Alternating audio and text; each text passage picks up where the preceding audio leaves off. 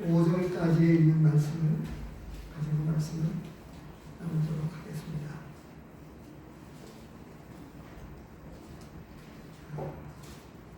신약성경 302쪽입니다.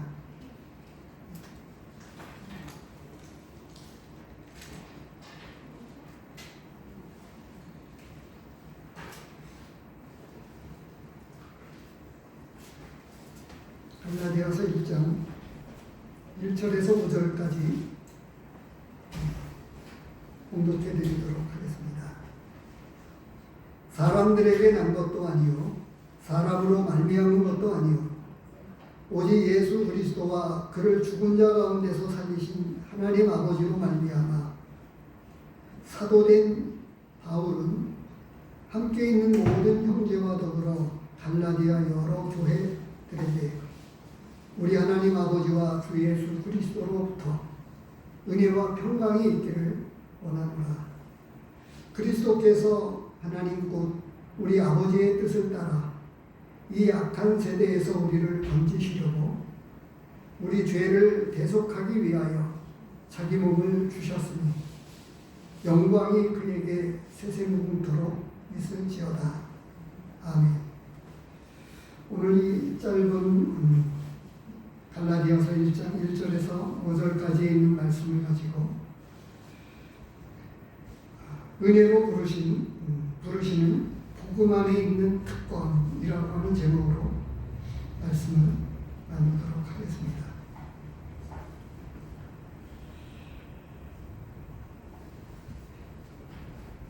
교회 안에 있는 모든 직분들은 사실 거룩한 직분입니다. 세상 사람들은 그것을 알지 못하지요. 또 교회 안에 있는 성도님들 가운데에서도 교회 안에 있는 주님을 섬기는 직분이 얼마나 거룩한 직분이고 또 놀라운 특권인가를 잘 모르는 경우가 있습니다. 오늘 본문 가운데 보면 사도 바울은 자신이 사도라고 이야기를 하고 있습니다. 그런데 이 사도가 사도된 직분을 어떻게 얻게 되었는가 하는 것에 관해서 인사말을 하면서 말씀을 주고 있습니다.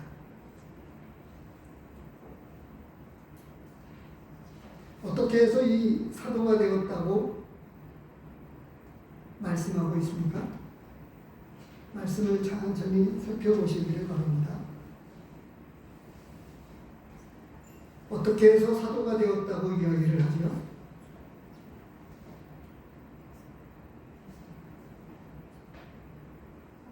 하나님으로 말미암아 그렇죠. 사도가 되었다. 하나님 아버지로 말미암아.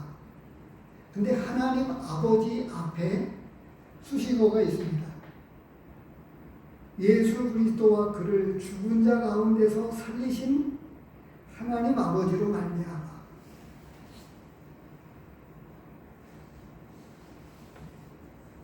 사도 바울은 사도라고 하는 놀라운 직분을 얻게 되었는데 우리 각자는 어떤 직분을 얻게 되었습니까?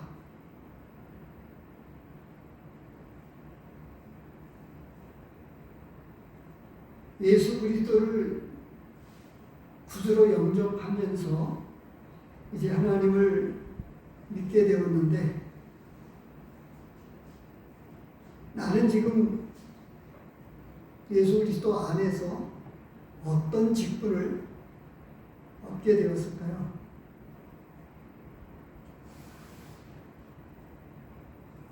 사절에 나오는 그 말씀을 제일 좋게 여깁니다. 예, 제가 지금 질문한 거는 내가 지금 그리스도 안에서 어떤 직분을 얻게 되었느냐라고 하는 겁니다.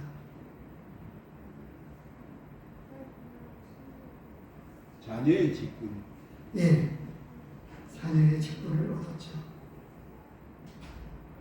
그것 한 가지뿐입니까? 또 어떤 직분을 얻게 되었죠? 굉장히 많이 있는데요.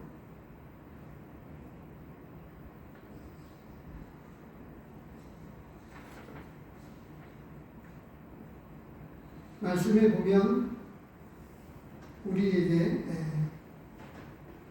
베드로서 말씀을 보면 나라와 제사장으로 삼으셨다. 이렇게 말씀하고 있습니다. 구약에 보면 제사장의 직분은 이스라엘 백성들 가운데서도 특별한 사람만이 얻게 되는 직분이었습니다.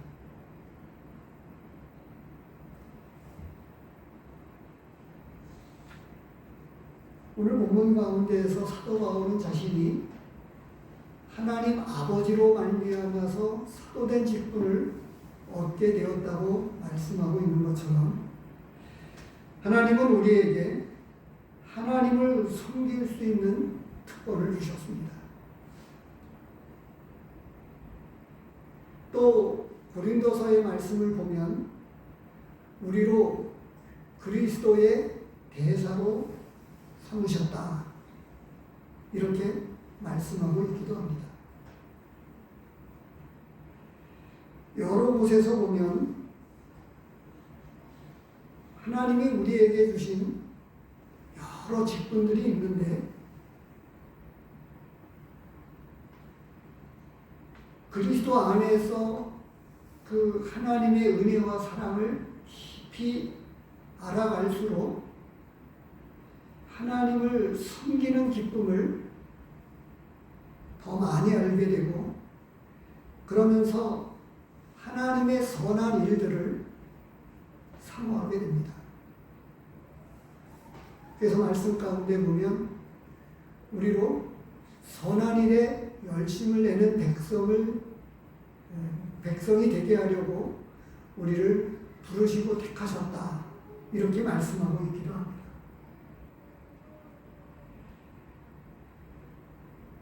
우리에게는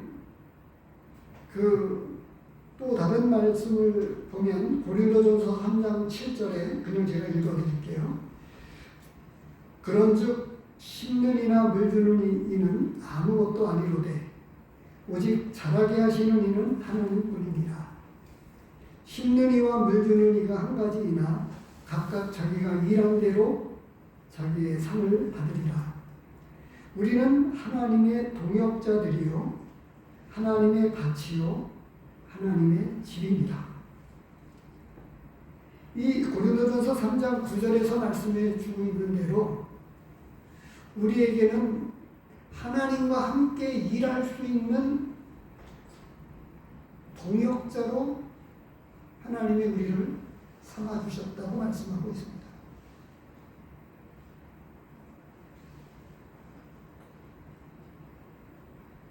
파트너십, 뭔가 누군가와 함께 일을 해서 그 일이 잘 되어지도록 그리고 그가 없이는 일이 안 되어지는 이런 동역자, 이런 파트너가 얼마나 중요한지 모릅니다. 그런데 하나님께서 우리 없이도 하나님께서 일을 하실 수 있음에도 불구하고 하나님께서는 우리에게 동역자로 삼아주셔서 함께 동역자로 하나님과 함께 더불어 섬겨갈 수 있는 하나님의 일을 만들어가는 동역자로 삼아주셨습니다. 이런 놀라운 특권을 우리에게 주셨습니다. 또 제사장이라고 할 때에도 제사장이 성소 안에서 구약으로 표현하면 성소 안에서 여러 제사장의 역할들이 있는데 신약에 와서 우리의 역할들 가운데서 하나님을 섬기는 이 제사장 역할 가운데 로마서 15장 16절에서는 이렇게 말씀하고 있어요. 이 은혜는 곧 나로 이방인을 위하여 그리스도 예수의 일꾼이 되어 하나님의 복음의 제사장 직분을 하게 하사 이방인을 제물로 드리는 것이 성령 안에서 거룩하게 되어 받으실 만하게 하려 하십니다. 이렇게 말씀하고 있습니다. 이방인을 제물로 드리는 이 복음의 제사장으로 하나님을 섬기게 해주셨다고 사도 바울은 고백을 하고 있습니다.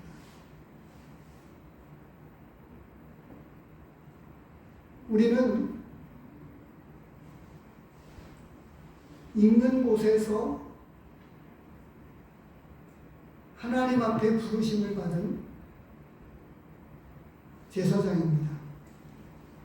또 다른 측면에서 내가 있는 그곳에서 선교사입니다. 하나님의 영광을 나타내는 사람들이죠.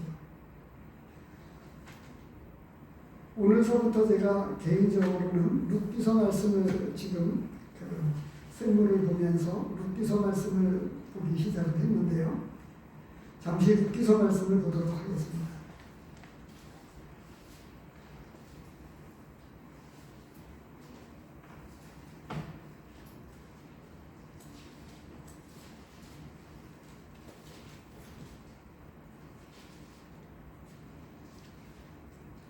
사사기 다음에 있습니다.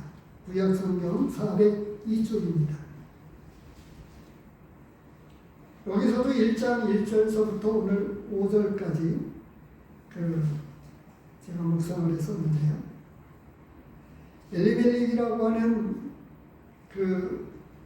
이 베들레헴 이스라엘 백성, 하나님의 백성인 엘리멜렉이 그 가나안 땅을 떠나서 베들레헴을 떠나서 이제 이방인의 족속 모압 땅으로 가게 되었습니다. 가게 된 이유는 기근으로 말미암아서 그렇게 되었다고 이야기하고 있어요. 그런데 이 6절 말씀에서부터 보면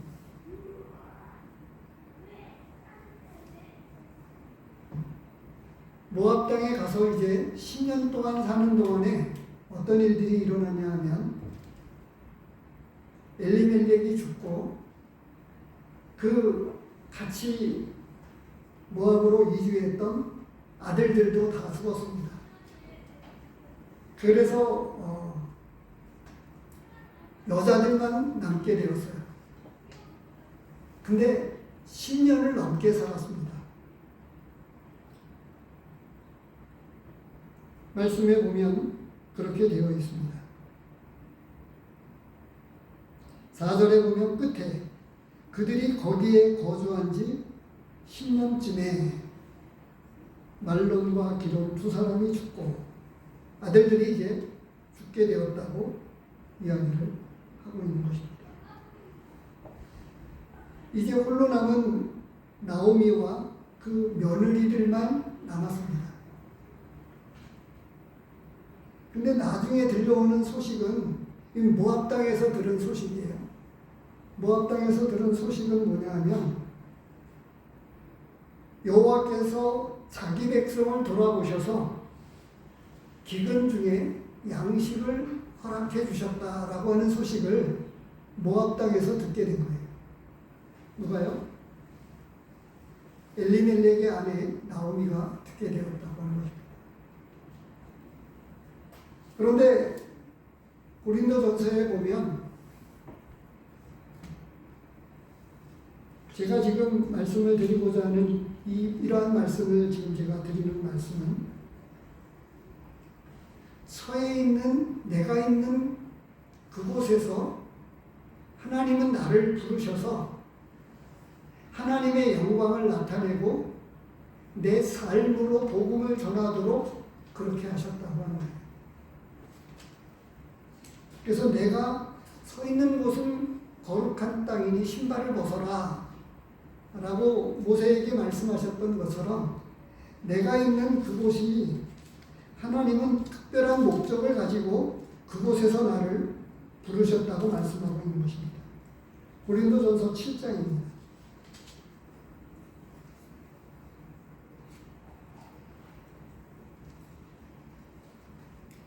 17절에서부터 24절까지 말씀이 반복이 되고 있는데, 그것은 내가 지금 있는 그곳에서 나를 부르신 이유가 있다, 이렇게 말씀하고 있는 거예요.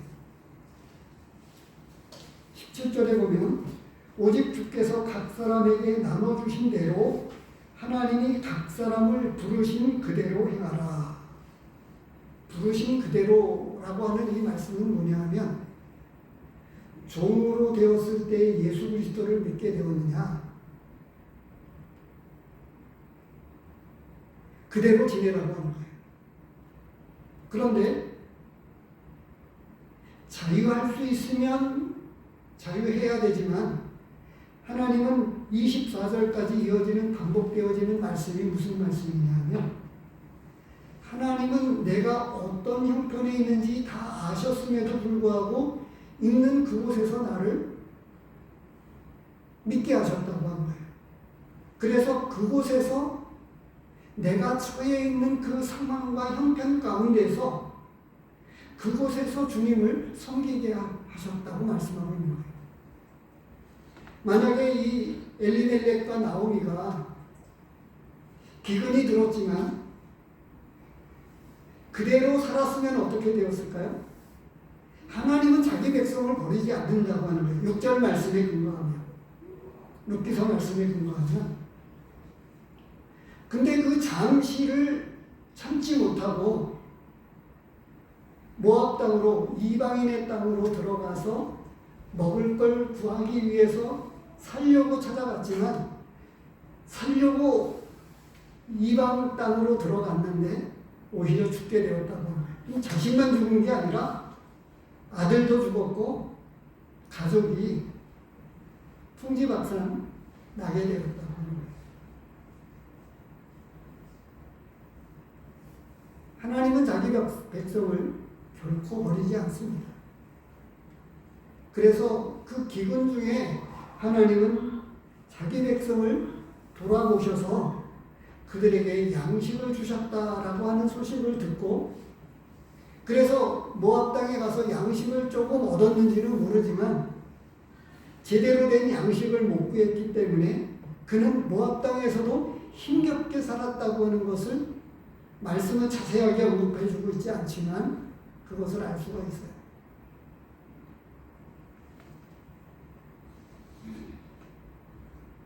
제가 드리는 초점은 본문이 말씀하고 있는 내용이 바로 그것을 말씀하고 있는 거예요. 우리로 하나님을 섬기게 되는 이 놀라운 특권을 주셨는데 다 같이 제사장이라고 하는 거예요. 역할이 조금 다를 뿐입니다. 저는 말씀을 전하고 교회와 성도들을 돌아보는 일로 부르셔서 그 일을 하고 있을 뿐이지 똑같이 하나님을 섬기는 일입니다. 그런데 문제는 우리 모두 다가 제가 조금 전에 말씀을 드렸던 대로 예수 그리스도를 믿은 모든 성도들이 똑같은 은혜를 입었다고 생각할 수 있는데, 어떤 성도는 하나님을 많이 섬기고 어떤 성도는 하나님을 제대로 섬기지 못한다고 하는 거예요.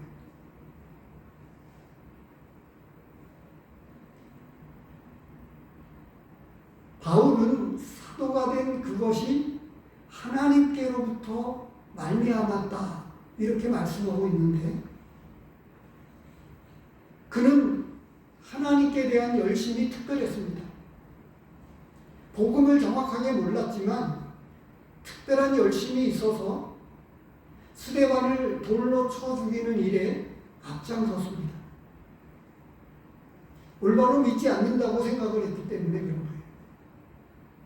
그런데 이제 진짜 예수 그리스도가 누구인지를 알고 제대로 믿게 되고 난 이후로는 그는 전적으로 하나님을 위해서, 복음을 위해서, 그 이전에도 하나님을 위해서라면 물불을 가리지 않았던 대로 그런 특별한 열심이 하나님께서 그를 방향을 틀어서 오히려 그를 사용하셔서 사도가 되게 하시고, 그리고 여러 교회와 복음을 위해서 살아가도록 허락해 주셨습니다.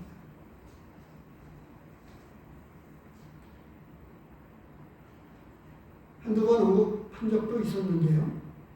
지금 이곳에 우리는 똑같이 있습니다. 지금 우리 심희정 자매님의 딸이나 우리 김정숙 자매님의 지금 두 자녀들이 지금 유아시대에 있는데요. 이 아이들이 지금 초등학생들입니다. 학교를 다니는데 지금 그냥 학생이라고 하는 신분으로 똑같아요.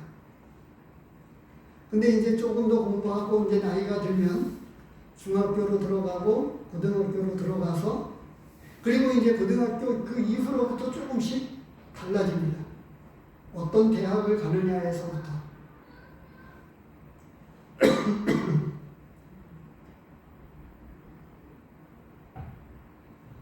그 이후로 어떻게 될까요?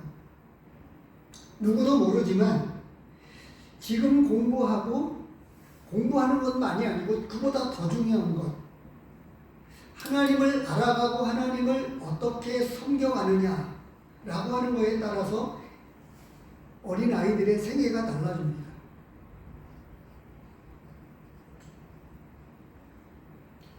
학생의 신분으로 똑같은데 그 이후의 삶이 어떻게 되어질지 모르는데 하나님을 잘 섬기느냐 못 섬기느냐에 따라서 달라지고, 그리고 공부를 잘하고 못하는 것도 깊이 연관되어 있죠. 우리가 지금 똑같은데 그 나라에 가서 하나님을 얼마큼 잘 섬겼느냐 못 섬겼느냐에 따라서 그 나라에 가서 달라진다고 하는 것을 성경 말씀은 말씀해 주는 거예요. 지금도 하나님의 일에 선교사다, 혹은 교회 목회자다, 혹은 장로다, 집사다라고 하는 경우는 귀한 직분들인데요. 아무나 하는 것인가요? 아니죠. 그러면 그들은 누구이기 때문에 집사의 직분을 얻고 장로의 직분을 얻고 선교사의 직분을 얻게 될까요? 말씀은 찾지 않겠습니다만 제가 일부러 이런 것들을 조금 찾아왔는데요. 프린터를 다 해왔습니다. 일부러 찾기도 어려울 것 같아서 이렇게 되어 있습니다. 디모데전서 1장 12절에 보면 이렇게 되어 있습니다. 나를 능하게 하신 그리스도 예수 우리 주께 내가 감사하는, 나를 충성되이 여겨 내게 직분을 맡기시니, 이렇게 말씀하고 있어요. 또 다른 말씀에 보면 충성된 자에게 부탁하라, 이렇게 말씀하고 있기도 하고요. 맡은 자들에게 구할 것은 충성이다, 이런 말씀은 아시죠, 우리 성도님이? 우리가 다 똑같이 하나님을 섬기는 일로 부르심을 받았습니다. 그런데 충성된 사람이 하나님께서는 그걸 요구하는 거예요. 믿은 하나님의 자녀들에게 그냥 자녀로만 두시지 않고 하나님을 잘 섬기면 직분들을 허락해 주신다고 하는 거예요. 그래서 하나님은 은사들을 충성됨이나 이런 것 없이 구원받음과 동시에 은사들을 다 주십니다. 그런데 디모데전서 3장 10절에 이렇게 되어 있어요. 이에 이 사람들을 먼저 시험하여 보고 그 후에 책망할 것이 없으면 집사의 직분을 맡게 할 것이요.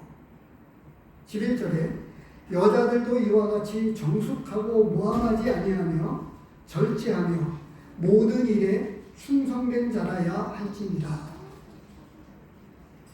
집사라고 하는 것은 장로의 직분도 마찬가지지만 분별력 있고 하나님을 충성되이 섬기는 사람들이 얻게 되는 직분인 거예요. 교회의 일꾼들은 똑같이 장로나 목회자나 선교사나 할 것 없이 선한 일을 사모하는 사람이어야 한다고 말씀하고 있습니다. 그런데 디모데전서 3장 10절 11절 말씀을 놓고 보면 구원받을 때에 하나님께서 예수 그리스도를 믿게 될 때 은사들을 주시는데 그 은사들을 하나님 앞에서 잘 다듬고 하나님 앞에 잘 충성되이 섬겨가면서 그것이 훈련되어지고 다듬어지면서 집사의 직분을 할 수 있게 된다라고 말씀하고 있는 것입니다. 그래서 그런 직분을 얻게 되기까지에는 책망할 것이 없는 우리의 삶, 하나님을 섬겨가는 그 삶 가운데에 결격자유가 별로 없게 될 때에 그때에 비로소 집사의 직분을 하게 하라고 말씀하고 있는 거예요. 모든 직분이 다 똑같습니다. 장로의 직분도 마찬가지고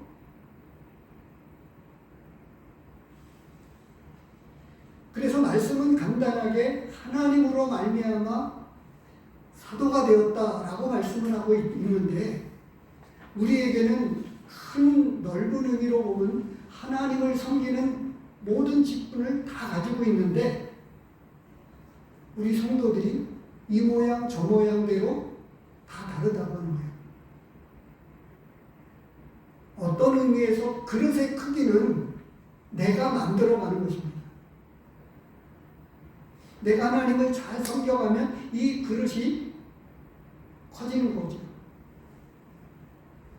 그래서 그릇에 대한 비유도 있죠. 깨끗한 그릇으로 준비되어 있어야 한다고 우리에게 말씀해 주고 있기도 합니다. 그런데 이 말씀을 통해서 우선 우리 모두가 알아야 되는 것은 하나님을 섬길 수 있는 놀라운 특권을 우리에게 주셨다고 하는 거예요. 성소에 아무나 들어갈 수 없었던 것처럼 지성소에는 대제사장만 들어갈 수 있었어요. 그런데 우리는 이제 예수님 안에 들어가서 예수님과 같이 하나님 보좌 앞에 담대히 나아갈 수 있게 주셨습니다. 얼마나 놀라운 특권인지 모릅니다. 두 번째로 오늘 본문에서 우리에게 말씀해 주고 있는 또 한 가지가 있는데요. 그것은 뭐냐면 여전한 은혜와 평강의 특권을 하나님께서 우리에게 주시고 있다고 하는 사실입니다. 바로 3절에서 어떻게 기록이 되고 있죠? 우리 하나님 아버지와 주 예수 그리스도로부터 은혜와 평강이 있기를 원하노라. 이것은 축복입니다. 제가 매 주일마다 혹은 말씀이 강단에 서게 될 때마다 곧잘 사용하곤 하는데요. 형제님들을 축복합니다. 자매님들을 축복합니다. 우리 모든 성도님들을 축복한다고 하는 것. 지금 우리 공문서를 보면요. 교회 안에 오는 여러 공문들을 보면 은혜와 평강이 있기를 원한다고 하는 이 머리 인사말을 그대로 하나님 말씀을 쫓아서 그대로 인사말을 사용하고 있습니다. 은혜와 평강. 우리는 이 은혜와 평강이라고 하는 이 놀라운 특권 가운데에 여전히 있다고 하는 사실입니다. 요한복음 14장에서는 우리 성도님이 잘 기억하고 계시는 대로 평안을 너희에게 끼치노니 곧 나의 평안을 너희에게 주노라. 내가 너희에게 주는 것은 세상이 주는 것과 같지 아니하다고 말씀하고 있습니다. 때로는 우리는 사경을 행하기도 하고 때로는 아주 깊은 고통과 또 또 때로는 아주 좌절하고 낭만할 수밖에 없는 어떤 큰 근심이 우리를 두르기도 하지만, 근데 그 한가운데에서조차도 세상이 어쩔 수 없는, 어쩌지 못하는 평강을 우리 안에 심어주셨습니다. 얼마나 놀라운 일인지 모릅니다. 세상은 알 수 없는 거예요. 예수 그리스도께서 우리에게 주신 이 놀라운 평강이 있습니다. 그래서 이 평강을 우리는 다른 성도들에게 축복하면 축복할수록, 세상 사람들도 알아요. 마리씨가 된다고 하는 말 알고 계시죠? 하나님을 모르는 사람들도 압니다. 근데 우리가 자녀들을 축복하고 우리 성도님들을 축복하고 축복할수록 성도들이 더 잘 되어집니다. 그런데 우리가 간혹 뒤에서 때로는 비판하고 험담하고 이렇게 할수록 어떻게 되어져요? 안 좋아집니다. 그 성도가 안 되어질 뿐만 아니라 나도 안 되어져요. 말씀에 보면 그렇게 되어 있습니다. 이것은 조금 중요하니까 마태복음 10장 말씀을 보도록 하겠습니다.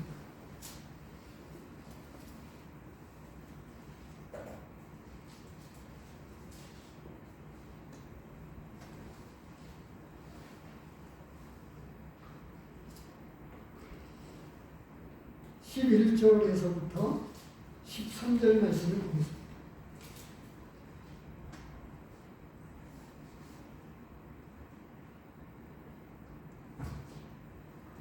어떤 성이나 마을에 들어가든지 그 중에 합당한 자를 찾아내어 너희가 떠나기까지 거기서 머물라. 또 그 집에 들어가면서 평안하기를 빌라. 그 집이 이에 합당하면 너희 빈 평안이 거기 임할 것이요 만일 합당하지 아니하면 그 평안이 너희에게 돌아올 것입니다. 실제로 저는 이런 체험을 했다고 하는 것을 아주 오래전에 한두 번 말씀을 드린 적이 있어요. 예전에 제가 어떤 일을 하게 되었을 때, 하고 있었을 때 하도 조금 괴롭힌다고나 할까요? 이런 분이 있었습니다. 근데 그런 분을 오히려 축복하고 그를 위해서 기도해 주었습니다. 그랬더니 그분은 어떻게 되었느냐 하면, 아주 옛날에 제가 사회생활 초년생에 직장일을 할 때의 일입니다. 그분은 영업부서로 쫓겨나고 나중에 그는 영업부서에 가서도 수금해온 돈을 회사에 바로 입금을 시키지 않고 남용함으로 말미암아서 이것이 적발이 되었습니다. 나중에 그는 불명예 퇴직을 하게 되었어요. 저는 그분에게서 어려움을 겪고 조금 괴롭힘을 당한다 싶을 만큼 어려움이 있었는데, 처음에는 저도 그분을 원망하고 미워했는데 나중에 그분을 위해서 오히려 축복하고 기도해야 되겠다 하는 마음도 주시고 말씀을 주셔서 그분을 위해서 빌었습니다. 그랬더니 이 13절 말씀처럼 그를 위해서 축복했던 그 축복이 그가 받을 만하지 않으니까 하나님은 그 축복을 내게로 주신다고 하는 사실을 경험했습니다. 그 이후로 제가 자재부서에 있었는데 자재과에서 저보다 오래 근무한 사람이 다 없습니다. 다 인사발령이 나고 이렇게 해서 남아있는 동안에, 나중에는 제가 그때까지 그런 감정을 말씀을 드린 적이 있었죠. 저희 부장님이 교회 근처까지 수요일날 태워다 주는 거예요. 눈치 안 보고 퇴근할 수 있게끔 해주시고, 교회 두세 정거장, 서너 정거장 못 미치는 서울 서대문교회 몇 정거장 못 미치는 그 교회 근처까지 태워다 주시는 거예요. 그것도 자기 승용차로. 축복하는 것 얼마나 놀라운 일인지 모릅니다.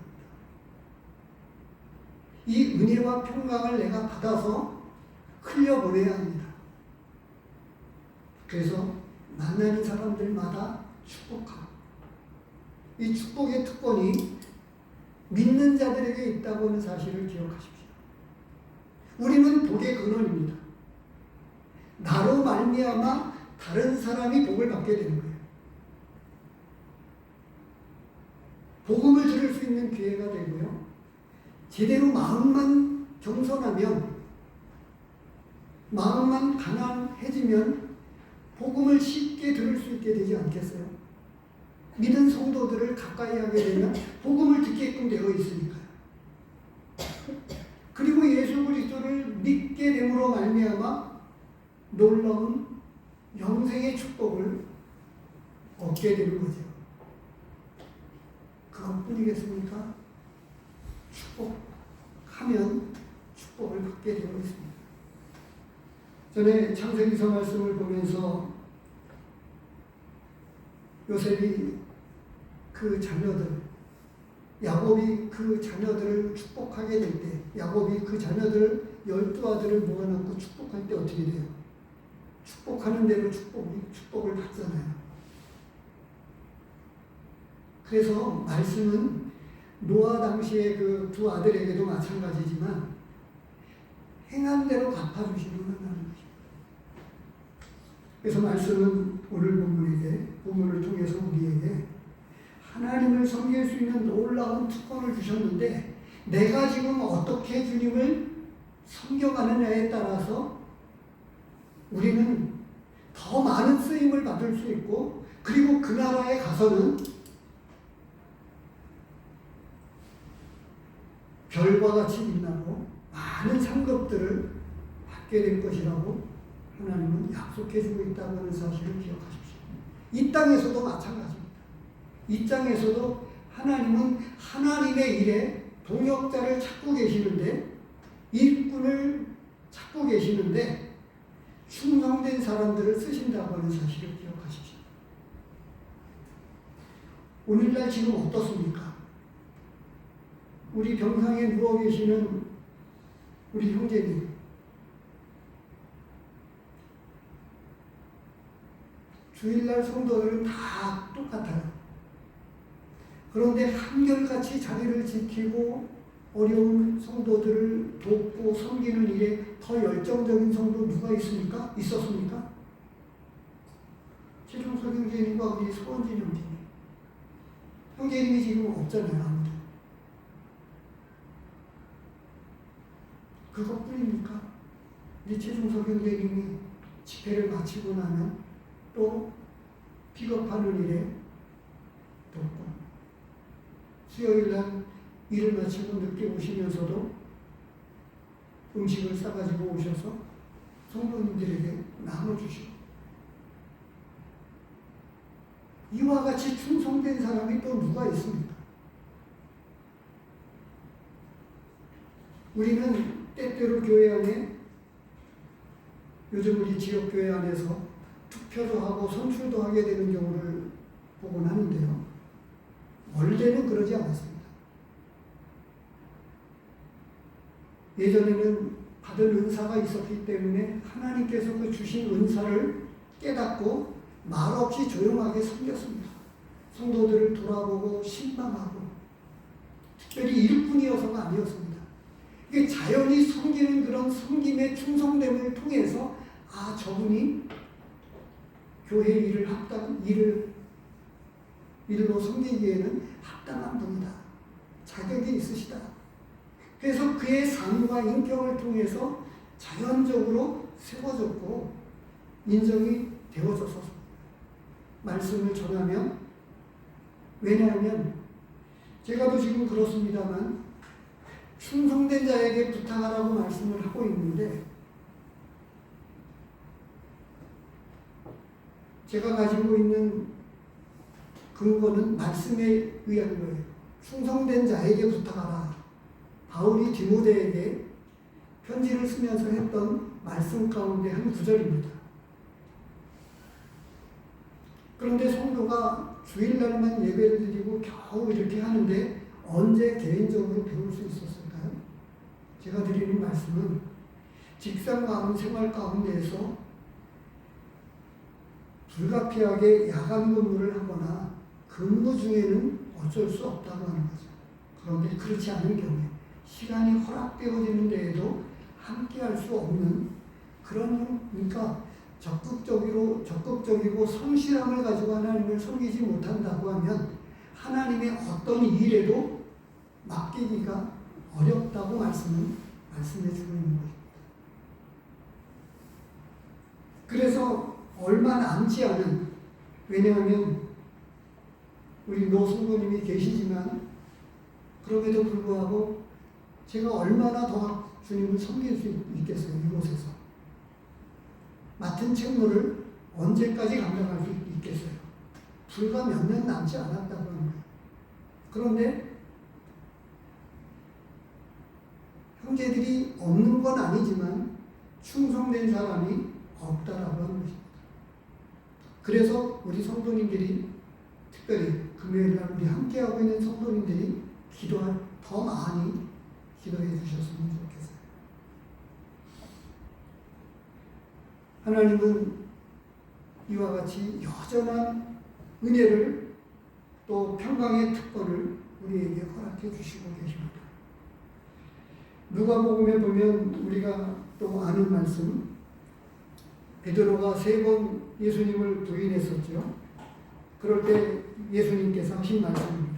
그러나 내가 너를 위하여 내 믿음이 떨어지지 않기를 기도하였노니 너는 돌이킨 후에 내 형제를 돕게 하라.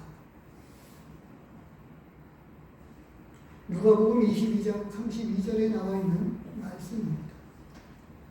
믿음이 떨어지지 않기를 위해서 기도했던 이런 은혜와 평강을 하나님은 지금 믿어서 여전히 허물 많고 연약한 우리들을 붙들어가고 계시고 또 우리를 위해서 기도하시면서 평강을 여전히 허락해 주시고 있다라고 하는 사실에 대해서 우리는 이런 놀라운 특권을 누리고 있다고 하는 사실을 기억하게 되면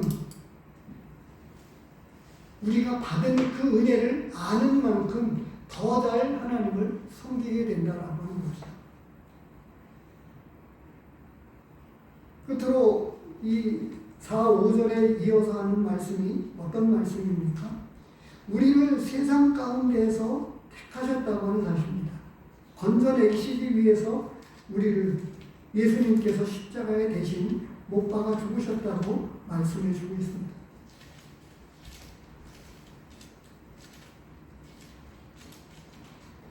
자, 그리스도께서 하나님 곧 우리 아버지의 뜻을 따라 이 악한 세대에서 우리를 건지시려고, 이 악한 세대에서 우리를 건지시려고. 그래서 우리는 세상에 속한 사람이 아닙니다. 세상에서 불러냄을 받았습니다. 요한복음에서는 이렇게 말씀하고 있습니다. 15장 18절에 세상이 너희를 미워하면 너희보다 먼저 나를 미워한 줄 알라. 너희가 세상에 속하였으면 세상이 자기의 것을 사랑할 것이나 너희는 세상에 속한 자가 아니요 도리어 내가 너희를 세상에서 택하였기 때문에 세상이 너희를 미워하느니라. 디도서 한 군데 말씀을 찾아보겠습니다. 디도서 2장입니다.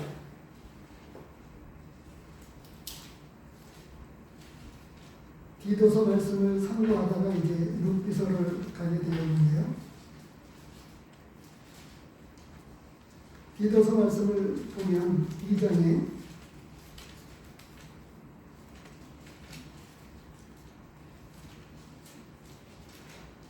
고린도전 후서, 디모데전 후서 나눕니다. 2장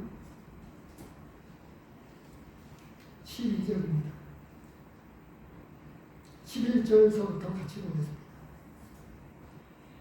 모든 사람에게 구원을 주시는 하나님의 은혜가 나타나 우리를 양육하시되 경건하지 않은 것과 이 세상 정욕을 다 버리고. 여기까지입니다. 구원의 은혜는 단번에 우리가 구원받은 하나님의 자녀된 직분을 누리게 하지만 그 구원의 은혜가 어떻게 나타나느냐 하면 우리를 양육하시되 이렇게 말씀하고 있습니다. 구원받은 성도에게, 태어난 아이에게 젖을 물려주는 엄마처럼 구원의 은혜가 하나님은 우리로 하여금 영적인 양식을 주셔서 하나님의 말씀을 통해서 양육하고 계시는데 그 양육하는 말씀을 통해서 어떻게 한다고요? 경건하지 않은 것과 세상의 정욕을 다 버리라고 말씀하고 있습니다. 2장 몇 절요? 2장 12절, 11절, 12절입니다. 11절 12절. 모든 사람에게 구원을 주시는 하나님의 은혜가 나타나 우리를 양육하시되. 그런데 11절에서 끝나는 경우가 종종 있습니다. 아닙니다. 이 구원의 은혜는 태어난 아이에게 젖을 물려주시는 엄마처럼 그 다음에 바로 구원받은 성도에게 하나님은 양육을 해나가고 계시는데 말씀을 통해서 우리를 양육해 가시면서 제일 먼저 우선적으로 가르치시는 것이 있는데 경건하지 않은 것과 이 세상 정욕을 다 버리도록 그렇게 하고 계신 거예요.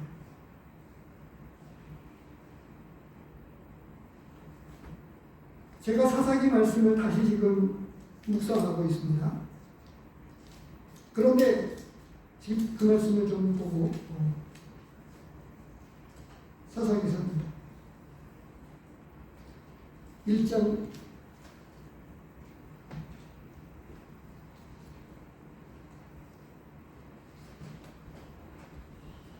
28절 한 구절만 보겠습니다. 아니, 한 구절을 통해서 몇 구절과 연관이 되어 있어서 언급만 하겠습니다. 28절 한 구절을 같이 보겠습니다. 이스라엘이 강성한 후에야 가나안 족속에게 노역을 시켰고 다 쫓아내지 아니하였더라.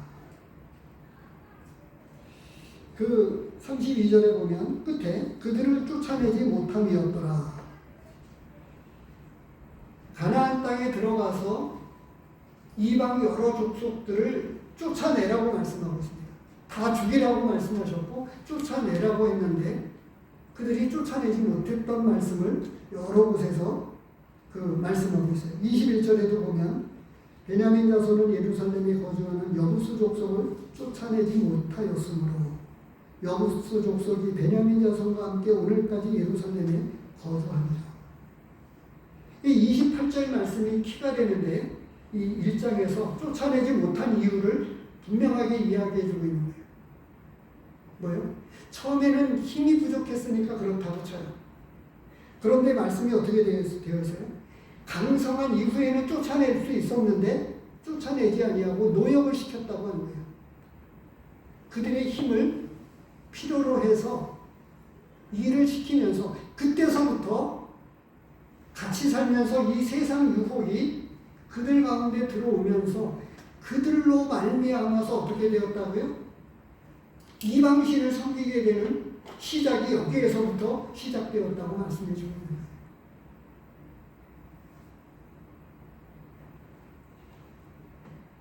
우리는 영적인 긍지를 가져야 합니다. 어떻게 가질 수 있느냐? 하나님께로부터 받은 이 엄청나고 놀라운 은혜와 특권을 알게 될 때에 우리는 영적인 긍지를 가지고 지금 이 세상을 부러워하지 않는 거예요. 아니, 초계같이 버리면서 하나님 앞에 어떻게 해요? 문지기로 있는 것이 좋사오니 그럴 만큼이나. 근데 우리가 이 영적인 감각이 너무 무뎌져서 앞서 말씀을 드렸던 대로 섬기는 일이 다 똑같은데 다 평범하게 섬기려고 하고, 아니 대신 누군가가 잘 섬기면 그저 감사하다고만 생각을 하지 내가 열심히 섬겨야 된다라고 하는 사실을 잊어버리는 채로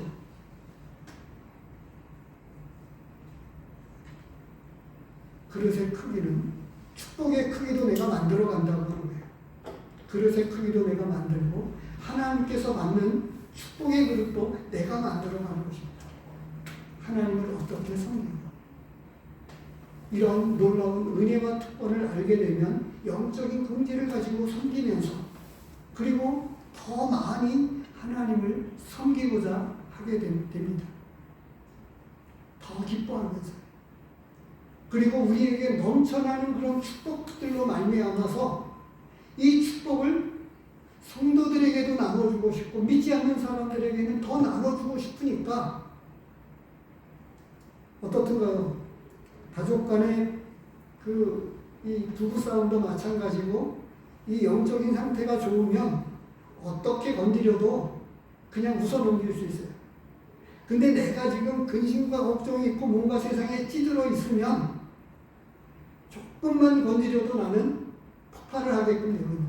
우리는 육신을 가졌기 때문에 그렇습니다. 그런데 깊은 하나님의 은혜에 젖어 있으면 어떤 것들이 건드려도 그냥 웃고 지나가게 됩니다. 가볍게 지나갈 수 있게 되는 거죠.